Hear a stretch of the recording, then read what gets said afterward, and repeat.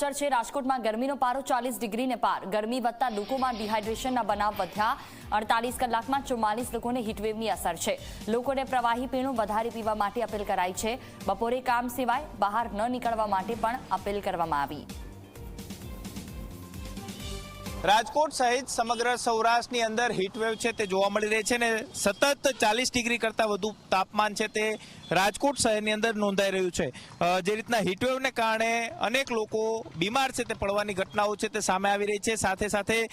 જે રીતના ગરમીનો પારો છે તે સતત વધી રહ્યો છે ને તેને કારણે 48 કલાકની અંદર 44 જેટલા લોકો છે કે તેમને 108 મારફતે રાજકોટ સિવિલ હોસ્પિટલની અંદર સારવાર માટે ખસેડવામાં આવ્યા છે ગરમીને લીધે લૂ લાગવાના તેમજ બેભાન થઈ જવાના બનાવો છે તે સતત વધી રહ્યા છે આરોગ્ય વિભાગ છે કે તેમના દ્વારા પણ બપોરે 1 થી લઈને સાંજે 4 વાગ્યા સુધી બિનજરૂરી ઘરની બહાર નીકળવાનું ટાળવા માટે થઈને લોકોને અપીલ છે તે કરવામાં આવી રહી છે સાથે જ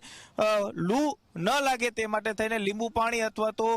પ્રવાહી વધુમાં વધુ પીવા માટેની સૂચનાઓ છે તે આપવામાં આવી રહી છે અત્યારે પણ આપ દ્રશ્યોની અંદર જોઈ શકો છો કે બપોરનો સમય છે અને રાજકોટના જે રોડ રસ્તાઓ છે કે તે સુમસામ છે તે ભાસી રહ્યા છે આ જ પ્રકારે ઉનાળાની અંદર તાપમાન છે તે 42 થી 43 ડિગ્રી સુધી પહોંચતું હોય છે ને હજુ તો ઉનાળાની શરૂઆત થઈ છે ને તે જ સમયગાળા દરમિયાન 40 ડિગ્રી કરતાં વધુ તાપમાન નોંધાતા લોકો પણ ક્યાંક ગરમીથી છે તે અકળાઈ ચૂક્યા છે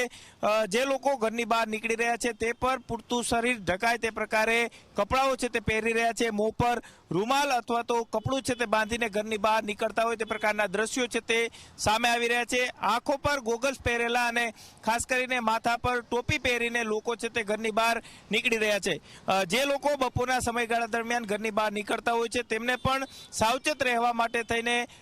જે આરોગ્ય વિભાગ છે કે તેમના દ્વારા અપીલ છે તે કરવામાં આવી છે કારણ કે બપોરના સમયે હીટવેવ છે તે રહેતી હોય છે ને હીટવેવમાં લૂ લાગવાના બનાવો છે તે સૌથી વધારે સામે આવતા હોય છે રાજકોટ મહાનગરપાલિકાના આરોગ્ય વિભાગ છે કે તેમના દ્વારા અલગ અલગ જે આરોગ્ય કેન્દ્રો છે કે ત્યાં ORSની તમામ વ્યવસ્થા છે તે કરી દેવામાં આવી છે સાથે જ જો લૂ લાગવાના બનાવો બને તો તાત્કાલિક આસપાસનું જે આરોગ્ય કેન્દ્ર હોય ત્યાં સારવાર છે તે લેવા માટેની સૂચનાઓ છે તે પણ આરોગ્ય વિભાગ દ્વારા આપવામાં આવી છે એટલે કે હજુ પણ જે રીતના હવામાન વિભાગે આગાહી કરી છે તે મુજબ હીટવેવ છે તે રહેવાની શક્યતાઓ આપવામાં આવી છે સાથે જ જે લોકો ઘરની બહાર નીકળે છે તેમને પણ વધુમાં વધુ પ્રવાહી પીણું લીંબુ સોડા લીંબુ શરબત જેવા